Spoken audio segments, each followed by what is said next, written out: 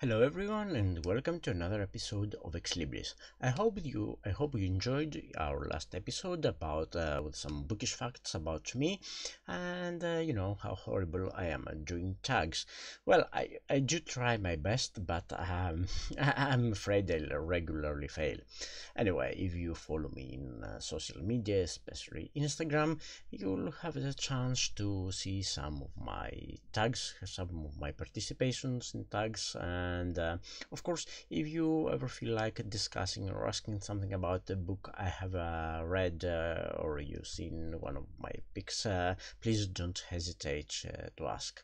It's been 2 weeks since we last chatted, but it was a good 2 weeks for me for reading. I've read not many books, but I've read at least some books, and unfortunately, most of them were in Greek, so and not available in English yet.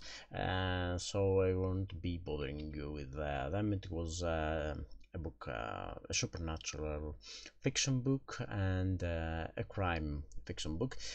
Although there is uh, a new tag on Instagram about translating Greek authors.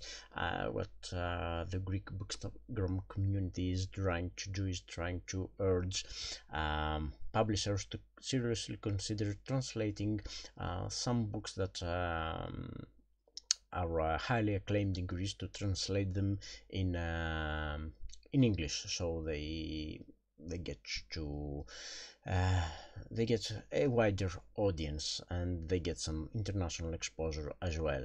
Some of them are really good books, and I would totally recommend them if they were not in Greek, of course. Well, I have read a very interesting book in English though, and I will be discussing this with you. I was lucky enough to peruse for a few days a copy of a novel I've been wanting to read for quite a long time. It's Keeping You a Secret by Julian Peters. It's a novel about uh, uh, let's say about homosexuality, but to be really honest, it's about the problems that our society poses on individuals that are not like the majority in their sexual desires and their sexual orientation, because no matter how we like to think ourselves as progressive societies, there is prejudice. There is still prejudice, and it's not fair for those people.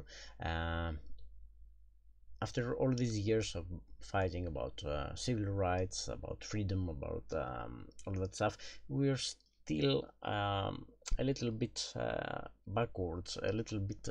We feel uncomfortable when it comes to questions of sexual nature in general, and sexuality in particular, the choice of a love partner.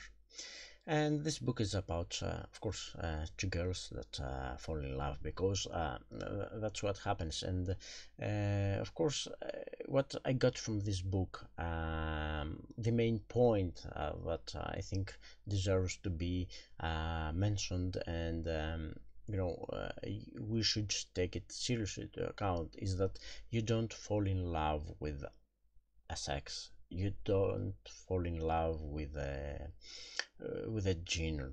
You fall in love with a person, and that's, I think that's the crux of it. You have really no control whether that person will be male or female, and of course there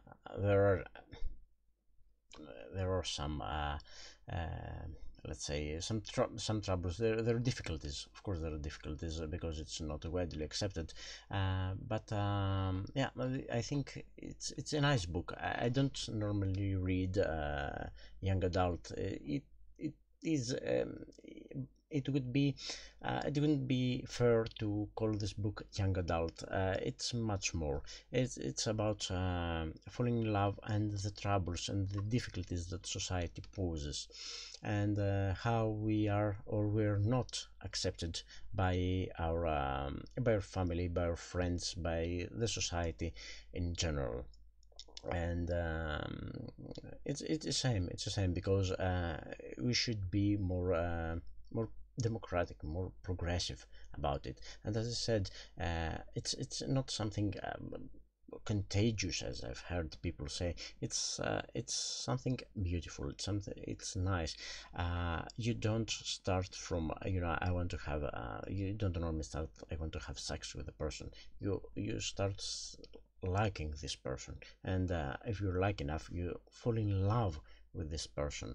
And if this person happens to be of the same sex, then okay, it should be acceptable. Of course, I can't speak from personal experience here, but I feel that this is the right thing to do.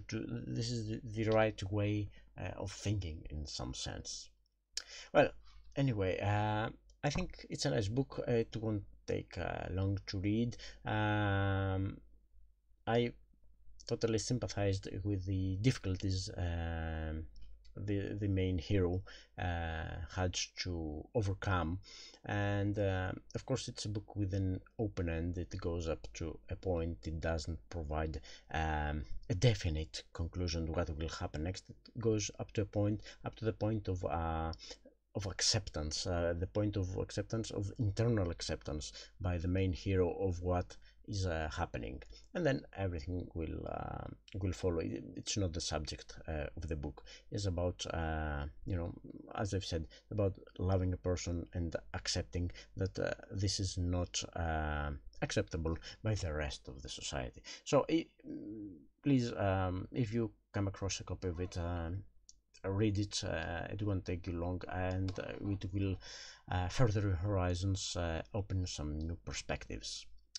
And I've also got a challenge for you, an Instagram challenge. An Instagram friend, Risky Oaks Book Dance. He comes from Cyprus, and for June he has devoted time and built this bookish Greek challenge.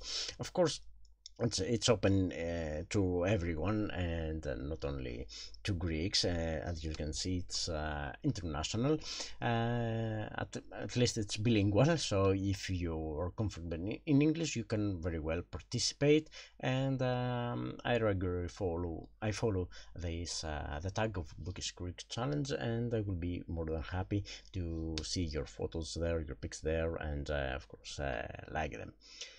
So that's all for now. I hope you have a nice reading week. Have a nice week. Summer, at least here, is here, and I hope the same goes to wherever you live. Of course, if you live in the southern hemisphere, it's the start of winter, so it's totally different. But you get my meaning. So that's all for now. See you in the next episode. Bye bye.